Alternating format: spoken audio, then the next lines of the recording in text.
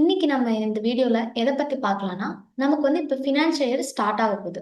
அதாவது ஏப்ரல் 2026ல இருந்து மார்ச் 2027 வரைக்கும் நம்ம ஒரு ஃபினான்ஷியல் இயரா இப்போ ஸ்டார்ட் பண்ண போறோம். ஸோ இந்த ஃபினான்ஷியல் இயர் ஸ்டார்ட்டிங்ல எதெல்லாம் பண்ணக்கூடாது, எதெல்லாம் பண்ணலாம் அப்படிங்கிறத நான் இங்க இன்ஃபார்ம் பண்றேன்.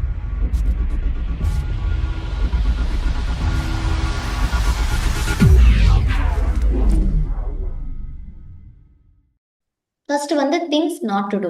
எதெல்லாம் பண்ணக்கூடாது அப்படிங்கிறத நான் எக்ஸ்பிளைன் பண்றேன். ஸோ ஃபர்ஸ்ட் பாயிண்ட் என்னன்னா, don't delayed last year vouchers. பழைய என்ட்ரி போன வருஷத்துல நம்ம பழைய என்ட்ரிஸ் எல்லாம் போட்டிருப்போம். அது எதுவுமே நீங்க டெலீட் பண்ணக்கூடாது. At the same time financial year வந்து நம்ம டேலியில ஃபர்ஸ்டே நம்ம கொடுத்து கம்பெனி கிரியேட் பண்ணியிருப்போம் போன வருஷத்துலயே.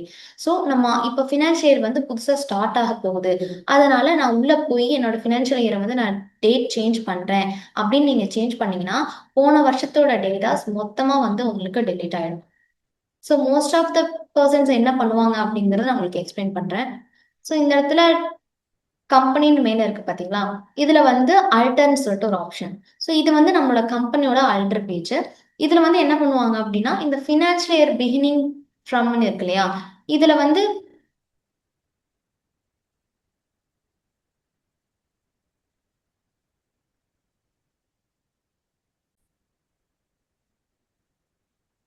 ஸோ இதுல வந்து ஃபினான்ஷியல் இயர் பிகினிங் ஃப்ரம்ல வந்து 1 ஏப்ரல் 2025 அந்த டேட் வந்து நமக்கு இருக்கு.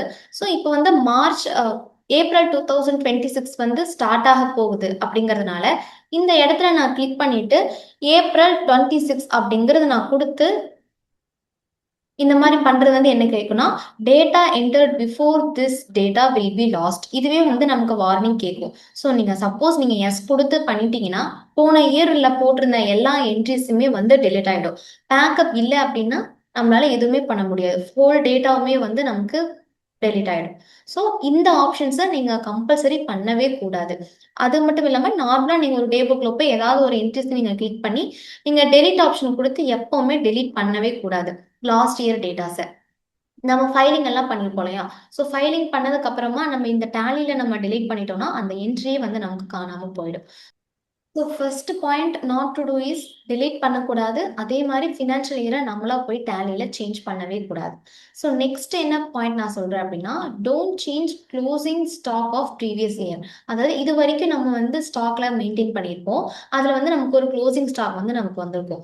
ஸோ நம்ம என்ன நினைக்கலாம்னா, சரி நம்ம புதுசா வந்து நம்ம இயர் ஸ்டார்ட் பண்ண போறோம், ஸோ க்ளோசிங் பேலன்ஸ் எல்லாமே எடுத்து விட்டுட்டு நம்ம ஃப்ரெஷ்ஷா பண்ணலாம் அப்படின்லாம் பண்ணவே கூடாது. இது எங்க எஃபெக்ட் ஆகும் அப்படின்னா, உங்களுக்கு ப்ராஃபிட் அண்ட் லாஸ்ல வந்து டோட்டலா வந்து உங்களுக்கு சேஞ்ச் காட்டும். ஏன்னா நீங்க ஃபைலிங் பண்ணியிருக்கும் போது உங்களுக்கு ஒரு குறிப்பிட்ட ப்ராஃபிட் அண்ட் லாஸ் காட்டும், இவ்வளோ பேலன்ஸ் இருக்கு ஸ்டாக்கு அப்படிங்கிறத நமக்கு காட்டியிருக்கும். நெக்ஸ்ட் நீங்க இந்த மாதிரி க்ளோசிங் ஸ்டாக்ல போய் சேஞ்சஸ் பண்ணீங்க அப்படின்னா உங்களுக்கு ப்ராஃபிட்டே வராத மாதிரி கூட உங்களுக்கு காட்டும். So please don't do that. So next வந்து டோன்ட் சேஞ்ச் ஓப்பனிங் பேலன்ஸ். இப்போ நம்ம க்ளோசிங் பேலன்ஸ் வந்து நம்ம ஸ்டாக் பத்தி நம்ம பார்த்தோம். அதாவது ஸ்டாக்ல வந்து எப்பவுமே நீங்க எதுவுமே சேஞ்சஸ் பண்ணக்கூடாது அப்படின்னு. அதே மாதிரி நீங்க இப்போ ஃபினான்ஷியல் இயர் வந்து ஸ்டார்ட் பண்ண போறோம் இந்த ஏப்ரல் 2026ல. ஸ்டார்ட் பண்ணும்போது நாங்கள் ஓப்பனிங் வந்து ஸ்டார்ட் பண்றோம். அதனால என்னோட ஓப்பனிங் எல்லாமே வந்து ஃபுல்லாமே கிளீனா இருக்கட்டும், இதுல இருந்து ஸ்டார்ட் பண்ணட்டும் சொல்லி நீங்க ஓப்பனிங் பேலன்ஸ்ல போய் ஏதாவது சேஞ்சஸ் கொடுத்தீங்கன்னா இது உங்களுக்கு எங்க ரிஃப்ளெக்ட் ஆகும் அப்படின்னா, ஸோ ஓப்பனிங் பேலன்ஸ்ல வந்து நீங்க எல்லாருமே சேஞ்சஸ் பண்ணலாம் அப்படின்னு சொல்லி சேஞ்சஸ் பண்ணீங்கன்னா உங்களுக்கு வந்து டோட்டலா வந்து எரர் மாதிரி தான் இருக்கும். ஏன் அப்படின்னா க்ளோசிங் பேலன்ஸும் நம்மளோட ஓப்பனிங் பேலன்ஸும் வந்து சேமா தான் இருக்கணும். ஸோ நெக்ஸ்ட் வந்து டோன்ட் சேஞ்ச் ஓப்பனிங் பேலன்ஸ். அதாவது நம்ம க்ளோசிங் ஸ்டாக் வந்து எப்படி கரெக்டாக மெயின்டைன் பண்ணணுமோ அதே மாதிரி தான் ஓப்பனிங் பேலன்ஸும். ஸோ நம்ம ஃபர்ஸ்ட் நியூ ஃபினான்ஷியல் இயர் நியூவாக ஸ்டார்ட் ஆக போகுதுங்கிறதுனால நீங்கள் ஓப்பனிங் பேலன்ஸில் எந்த ஒரு சேஞ்சஸும் பண்ணக்கூடாது. ஏன் அப்படின்னா க்ளோசிங் பேலன்ஸும் ஓப்பனிங் பேலன்ஸும் நமக்கு கம்பல்சரி மேட்ச் ஆகணும். அப்பதான் வந்து போன வருஷத்துல இவ்வளோ நம்ம கையில இருந்தது, இப்போ அதை வச்சு தான் இந்த இயர் வந்து நம்ம ஸ்டார்ட் பண்றோம் அப்படிங்கிறது நமக்கு பார்க்கறதுக்கு கம்பல்சரி வேணும். ஸோ ஓப்பனிங் பேலன்ஸ்லயும் அதே மாதிரி க்ளோசிங் ஸ்டாக்லயும் வந்து எந்த ஒரு அல்ட்ரேஷன்ஸ் எப்பவுமே பண்ண வேண்டாம். ஸோ இது எல்லாம் தான் வந்து things not to do. So இப்போ எதெல்லாம் நீங்கள் ஃபினான்ஷியல் இயர் ஸ்டார்டிங் பண்ணும்போது நீங்கள் பண்ணலாம் அப்படிங்கிறத நான் சொல்கிறேன். ஸோ ஃபர்ஸ்ட் வந்து நீங்கள் ஒரு பேக்கப் வந்து எடுத்து வச்சுக்கணும். பிகாஸ் போன இயர்ஸில் நம்ம போட்ட என்ட்ரிஸ் எல்லாமே வந்து நம்ம ஒரு பேக்கப் எடுத்து வச்சுக்கிறது வந்து ரொம்ப பெஸ்ட்டு. இது வந்து நீங்கள் டேட்டா ஸ்பிட் பண்ணாலும் சரி, இல்லை நாங்கள் அப்படியே தான் கண்டினியூ பண்ணுறோம் அதனால் நாங்கள் டேட்டா பேக்கப்பில் எதுவும் எடுக்கல அப்படின்லாம் யாரும் சொல்ல வேணாம். ஸோ நீங்கள் ஒரு ஃபினான்ஷியல் இயர் நீங்கள் நெக்ஸ்ட் நமக்கு வரப்போகுதுனாலே நீங்கள் ஒரு பேக்கப் வந்து எடுத்து உங்களோட பென்ட்ரைவ்லையோ ஏதாவது ஒரு டெஸ்க்டாப்லையோ வந்து நீங்க போட்டு சேவா வச்சுக்கணும். நெக்ஸ்ட் வந்து டேட்டா ஸ்பிளிட் வந்து நம்ம ரொம்ப ரெக்கமெண்ட் பண்ணுவோம். எதனால அப்படின்னா டேட்டா ஸ்பிளிட் பண்றதுனால ஓப்பனிங் பேலன்ஸ் ஏதாவது உங்களுக்கு இம்பேலன்ஸ் ஏதாவது ஆகுமா அப்படின்லாம் கேட்டால் கம்பல்சரி ஆகாது. ஸோ நீங்கள் டேட்டா ஸ்பிளிட் பண்ணீங்க அப்படின்னா போன வருஷத்தோட க்ளோசிங் பேலன்ஸ் எல்லாமே வந்து இந்த வருஷத்துல ஓப்பனிங் பேலன்ஸ் உங்களுக்கு ஆட்டோமேட்டிக்கா எடுத்துட்டு வந்துடும். இந்த மாதிரி நம்ம டேட்டா ஸ்ப்ளிட் பண்ணும்போது உங்களுக்கு வந்து எல்லா லெஜர்ஸும் வந்து உங்களுக்கு ஆட்டோமேட்டிக்கா எடுத்துட்டு வந்துடும். ஸோ அதனால உங்களுக்கு எந்த queries-உம் உங்களுக்கு இருக்காது.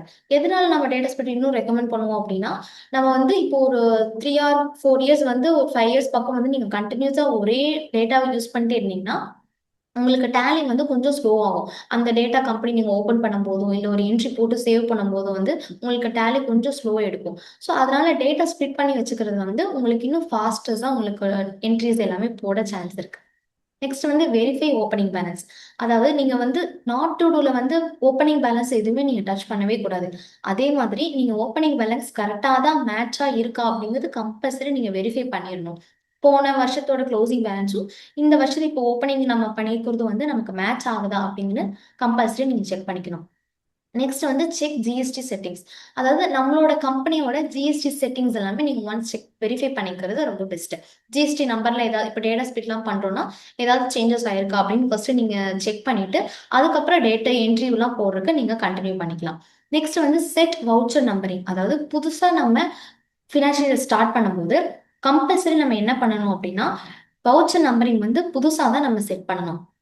அப்படியே கண்டினியூ பண்றதெல்லாம் வந்து நமக்கு என்ன ஆகும்னா சப்போஸ் அதே வவுச்சர் நம்பர் ரிப்பீட் ஏதாவது ஆச்சு அப்படின்னா நமக்கு வந்து இஷ்யூஸ் வரும்.